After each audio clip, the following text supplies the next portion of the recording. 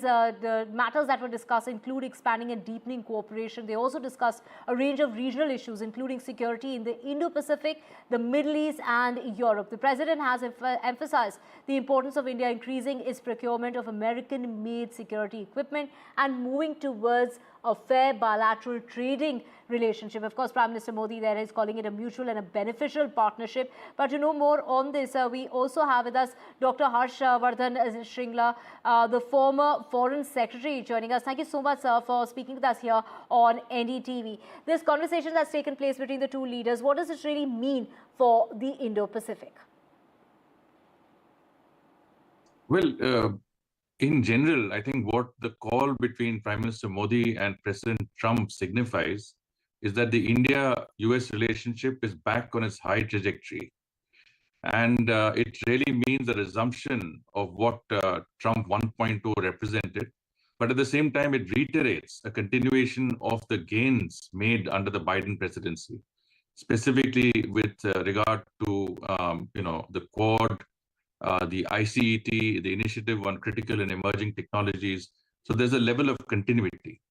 Now, the Indo-Pacific you mentioned is interesting because there is also a specific reference to the Indo-Pacific. We do know that Trump attaches importance to a focus on the Indo-Pacific. It has long been felt that the distraction of the Russia-Ukraine war has really led to the focus on the Indo-Pacific being less than it should be. And now that there is an emphasis on ending conflicts in the Middle East, in Europe, and I imagine some of the discussions were on those lines as per the readouts, it will really mean that the Indo-Pacific will get renewed focus. This is in line with what India has wanted. And at the same time, I think this is also a part of Trump's overall policy to ensure that the focus in the Indo-Pacific does not get diluted. Right, sir, you spoke about Trump, also we're talking about the 2.0 administration. Will we really see the same rapport and the same bonhomie that we had seen between the two leaders in his first administration? Yes, I think, if you look at all the feedback, both from the Prime Minister's tweet and the White House press release, it's very clear that both the leaders have renewed their close contact established through, the 4 years of the Trump presidency until 2021.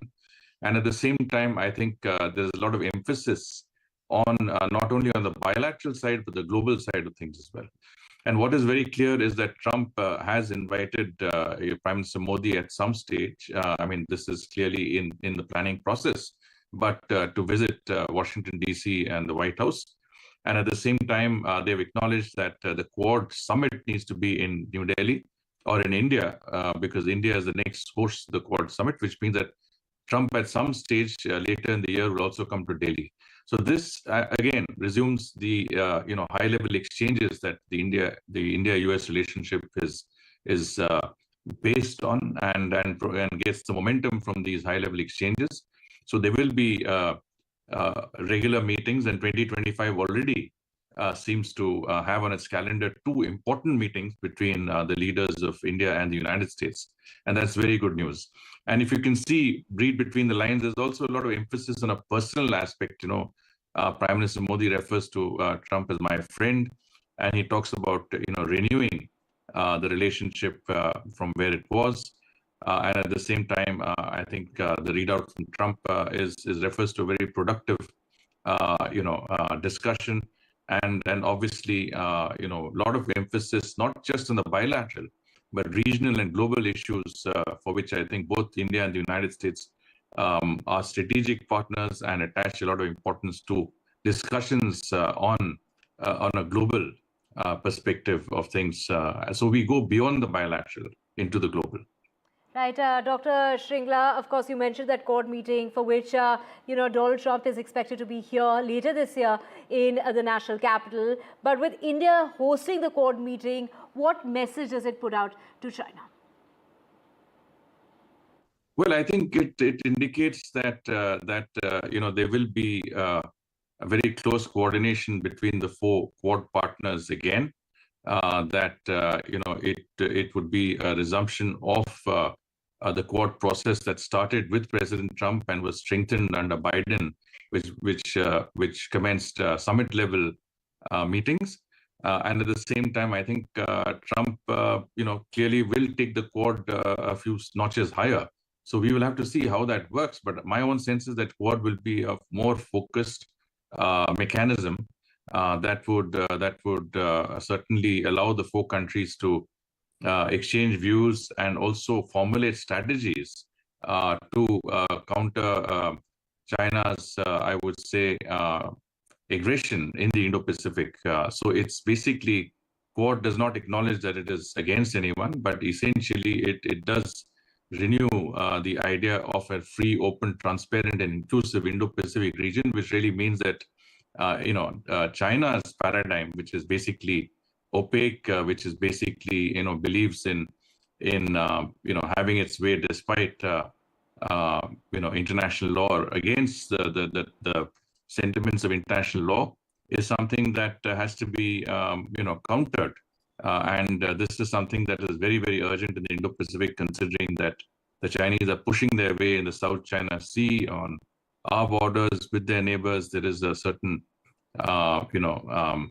aggressive tendency there. Of course, relations also have improved with China. We've been able to resolve the border issue. There is a certain resumption towards normality in terms of direct flights restarting, and ease on visas, exchange of media, think tank, and others. But the fact is that this is a relationship that has to be carefully watched and calibrated in terms of the way it goes. And I think India and the US and its Quad partners will be looking at China's actions very, very in the Indo-Pacific very, very carefully. Right, at a time when India and China is talking about issuing visas, resuming flights. Take us through the kind of message that this really puts out to China when Trump is asking India to purchase more American weapons.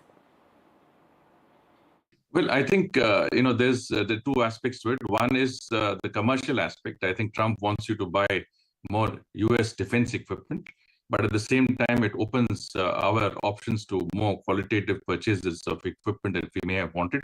So I think there is, as I said, there is the positive and there is the commercial aspect of it. The other area, I think, where he referred to was the issue of a sort of a bilateral trading mechanism. And here I think he's referring to the issue of high tariffs on the Indian side. So clearly it means that this is high on their list and that we need to engage the United States on the issue of tariffs and to come to some sort of via media. As I've mentioned before, there was a fairly extensive discussion on a partial free trade agreement during Trump 1.0. That might offer us the options of going back to concluding that negotiation. I think that was more or less ready for signing, and that will, in my view, give us some ability to sort of play into that narrative of a fair trading regime between our two countries, and at the same time give market access both to Indian companies in the United States and US companies in India. So that would be a win-win situation. But we have to see how that plays out. But clearly, the Trump administration has its eyes on these two issues, which is essentially more defense procurement from the United States by India, and the issue of high tariffs that we levy on US goods.